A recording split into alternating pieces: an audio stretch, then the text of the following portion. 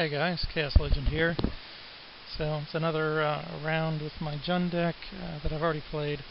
So I'm just going to review it here, play by play with the replay that's on MTGO. So I start with 6 lands and a Rune Blaster. It's my one Rune Blaster that I've main deck. This is fine. I don't mind getting the high land draws in this deck. You got the chance of flooding out, of course. I do have a Raging Ravine, and so it's not quite just mana flood. So if you start mulliganing, you can get into trouble really fast. Maybe it's incorrect, but I think it's fine. Being able to get the 4th turn Rune Blaster is pretty cool when you're playing first. So I just play my Savage Lands. I want to place this Savage Land, so pretty much certainty that I'm just playing against Jund here. And having a Rune Blaster game 1 against him is pretty good. Drawing another land there sucks. That's a risky run. I mean, I'm running 27 lands, right? So my odds of drawing a lot of them aren't off the map. He gets a 2nd turn Rampant Growth. It's certainly not good. Especially when I'm hoping to put him behind. And then he gets his 4th turn Bloodbraid, which is certainly bad. Lightning Bolt's pretty much the best thing that he can cascade into for me, especially this early. So, he certainly gets some good damage here. If I get to set him back here. So draw a Tectonic Edge, a Rune Blaster. So, and a Rune Blaster in here, and then have the setup to block his Bloodbraid Elf if he doesn't have removal. He does have the removal and a Spreading Threat, so he made pretty good use of the mana he had there. But here I'm able to just drop a Siege Gang and put the brakes on him. So nothing wrong there. And then I have the Bituminous Blast, the Tectonic Edge, the Raging Ravine, so I've got a lot going on. He's not able to get up to 5 mana this turn because of Terramorphic. And there I just wanted to slow him down, and then he lightnings me, so I can just get rid of a couple lands, so I have plenty of lands. So here I've got some definite card advantage. What I want to do is destroy one of his lands and Bloodbraid Elf. So that's going to give me the most chance of getting ahead here. Because if you can keep Jund off 4 or 5 mana, you get a big advantage. Go ahead and Lightning him here and get his last 2 cards. So that's just great. Just attack the Siege Gang because I've got the Bloodbraid blocker. So he's up to his 4 mana, so that's fine. And he drew a Lightning Bolt, so now he's out of stuff. So what I'll do here is I'm just going to Bituminous Blast one of his Saplings during his upkeep, get the most out of my mana, and hope for a good cascade.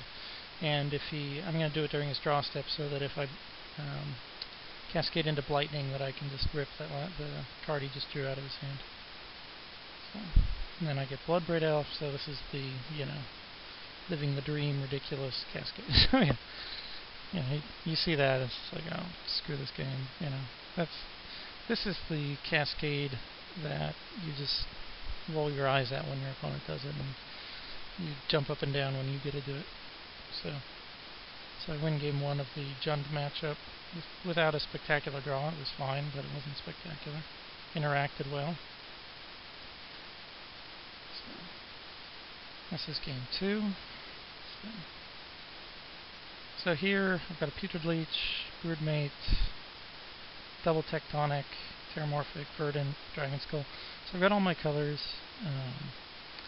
The Tectonic Edges are always going to be good against Jund, or usually going to be good anyway. So I keep it, and then I've got the Putrid Leech to hold them off early, or do some early damage. I kept the Caldera Hellion in just because it's a nice surprise. They don't expect it usually.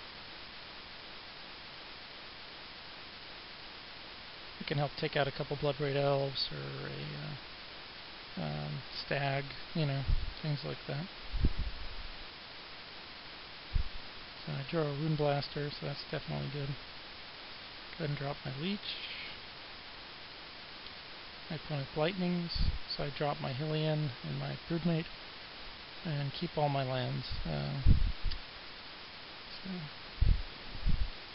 Nice thing about the deck is if I draw a Grim Discovery eventually, I've got a good chance of... Here I don't want him to Blood Braid and attack, so I'm just going to leave my Putrid Leech back. Okay, so he drops Stag, so that made that play incorrect. Maybe I shouldn't have assumed he had the Blood Braid, I don't know. Here I've got a good, obviously really good play with the Rune Blaster. Get to destroy his only red source. He's got the Stag sitting there. He plays a Verdant Catacomb and then he's still off of red, so that's obviously not good for him. Here, he's got 4 lands, so go ahead and pop his 4th land, and that's just horrible for him. And then I'm just, obviously going to sit back because he's the pro-black guy.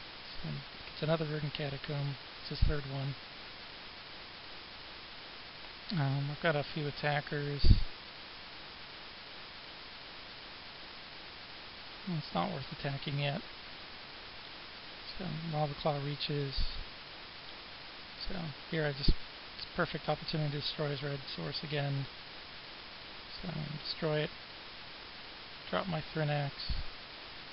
That combination of mana is almost certain not to have any action for this turn, so I don't really have to worry about bluffing him or giving him too much information because there's nothing he can really do.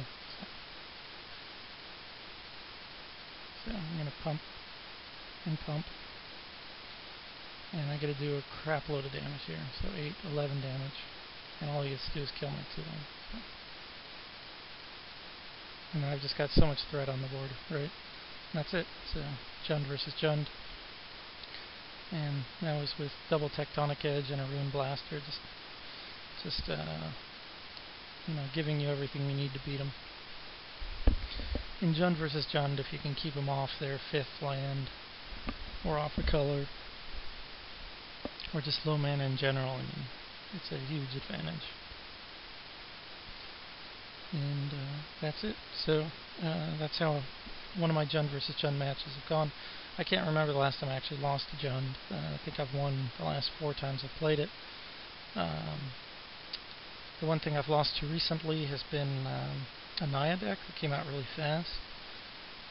I don't think I got very good draws in those rounds, and I think he got really good draws.